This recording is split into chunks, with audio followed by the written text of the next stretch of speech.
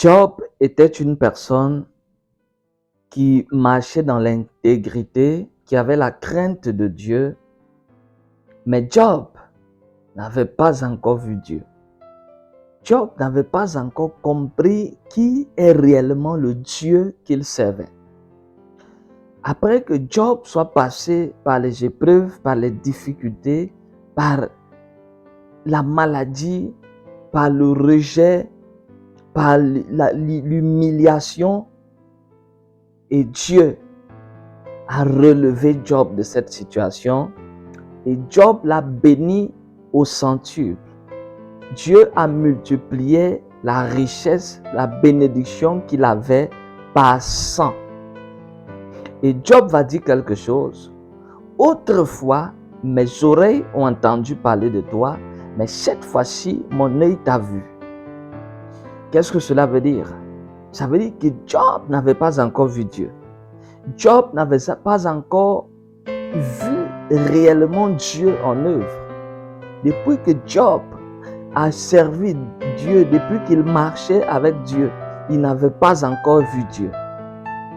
Ceux qui parviennent à voir Dieu et à comprendre Dieu sont ceux qui ont réellement une histoire avec Dieu. Sont ceux qui sont venus de nulle part et que le Seigneur a commencé une histoire avec eux. Comme Dieu voulait que Job puisse réellement le voir, il a fallu qu'il puisse rabaisser Job, qu'il puisse humilier Job et que de cette humiliation, Dieu puisse le relever. Et de là, Job pouvait réellement comprendre. Job pouvait avoir une idée de ce que c'est être élevé par Dieu. Je suis venu te dire, toi qui m'écoutes ce soir, Dieu ne va jamais élever celui qui est déjà élevé, mais Dieu élèvera celui qui est dans l'humiliation.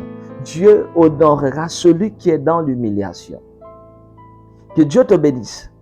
Toi qui traverses par l'humiliation, toi qui traverses par le rejet, je suis venu t'annoncer, le Seigneur Dieu des esprits de prophètes se souvient de toi. Il ne t'a pas oublié. Certainement, cette humiliation, cette difficulté, ces blocages sont là tout simplement pour que Dieu puisse te montrer sa face.